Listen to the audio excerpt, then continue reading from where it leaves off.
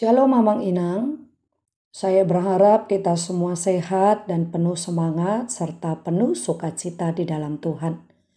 Sebelum kita mendengarkan firman Tuhan, marilah kita berdoa.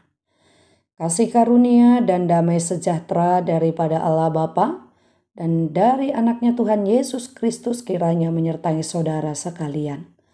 Amin.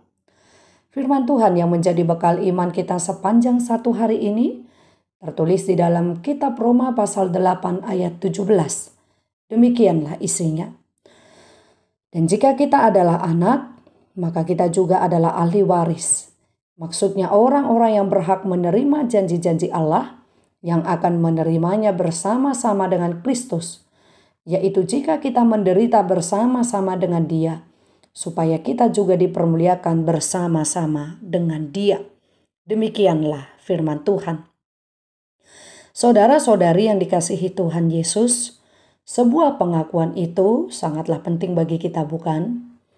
Kita akan sangat senang jika ada seorang pria yang mengakui di depan umum bahwa dia telah memiliki tambatan hati dan bahkan menyebut nama kekasihnya.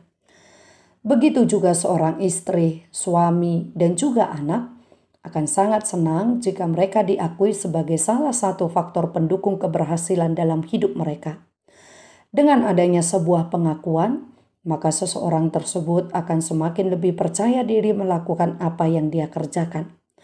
Sama halnya dalam hidup kita sehari-hari, saat kita mengakui bahwa kita adalah anak-anak Allah, seyogyanya jati diri kita sebagai anak-anak Allah terlihat dari pola perilaku dan perbuatan. Nah, berkaitan dengan itu, maka pada renungan kita saat ini, ada dua hal yang telah digambarkan oleh Rasul Paulus untuk kita semuanya, yakni manusia yang hidup di dalam kedagingan dan manusia yang hidup di dalam roh. Di pasal ini sangat jelas sekali diterangkan bagaimana hidup manusia yang hidup dalam kedagingan, yakni memikirkan hal-hal yang bersifat kedagingan yang pada ujungnya akan diperhadapkan kepada maut. Dan sudah pasti manusia yang hidup di dalam kedagingan adalah manusia yang selalu menentang Allah. Sedangkan manusia yang hidup di dalam roh adalah manusia yang menginginkan hidup kekal dan damai sejahtera. Oleh sebab itu, mari kita identifikasikan manusia yang manakah kita. Dengan mengenal identitas kita, maka kita akan mengetahui manusia yang bagaimanakah sebenarnya kita saat ini. Melalui nats ini, kita diajak untuk mau berupaya hidup dalam tuntunan roh, meski terkadang kita terjatuh dalam dunia kedagingan. Dengan peranan Roh Kudus inilah yang memampukan kita untuk mengakui bahwa kita sebenarnya adalah kepunyaan Allah, yakni anak Allah. Kita tak akan mampu sejujurnya mengatakan kita adalah anak dari yang maha suci dan maha agung itu, jika kita hanya mengandalkan akal pikiran dan sifat kedagingan kita. Namun dengan adanya Roh Kudus, maka kita dimampukan untuk mengakui hal tersebut. Dengan demikian, jika kita secara yakin berkata bahwa kita adalah anak-anak Allah, maka kita juga adalah pewaris kerajaan sorga, seperti yang dijanjikan oleh Allah kepada anak-anaknya. Oleh sebab itu, mumpung kita masih diberikan kesehatan dan nafas kehidupan saudaraku, jangan kita hidup menuruti apa maunya dunia. Berusahalah untuk meninggalkan perbuatan dosa dan keinginan daging serta kebiasaan buruk yang tidak berkenan kepada Allah. Hidup sesuai kehendak Tuhan sungguh tidak mudah karena dibutuhkan kesabaran dan kekuatan. Sama halnya Yesus yang hidup di tengah dunia, ia juga harus menderita demi misi penyelamatan dunia ini. Maka jangan pernah takut untuk menderita demi Tuhan, karena kita akan dipermuliakan bersama-sama dengan Allah dalam kehidupan yang kekal. Mari melakukan apa yang menjadi maunya Tuhan di dalam diri saya dan di dalam diri saudara. Berbahagialah orang yang mendengarkan firman Tuhan serta memeliharanya di dalam hatinya.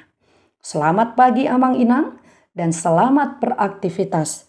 Tuhan memberkati. Amin. Kita berdoa.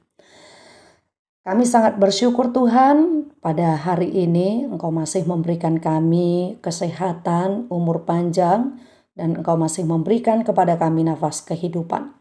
Dan pada saat ini juga Tuhan, kami telah mendengarkan firman-Mu.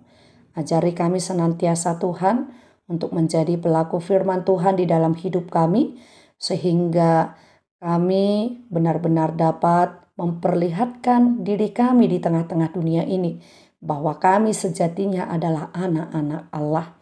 Begitu juga kami berdoa untuk seluruh jemaat-Mu, di mana pada saat ini Tuhan, jemaat-Mu yang sedang sakit, di rumah sakit, di Wisma Atlet, dan juga yang isolasi mandiri, diakibatkan terpapar virus Corona 19. Biarlah dengan tangan kuasa-Mu sendiri yang menyembuhkan dan menyelamatkan hidup mereka. Dan kami juga serahkan seluruh kegiatan aktivitas jemaat-Mu pada satu hari ini. Kiranya Engkau yang mendahului setiap langkah kaki mereka. Ampuni kami akan segala dosa dan pelanggaran kami. Di dalam nama Tuhan kami Yesus Kristus, kami berdoa dan bersyukur kepadamu. Amin.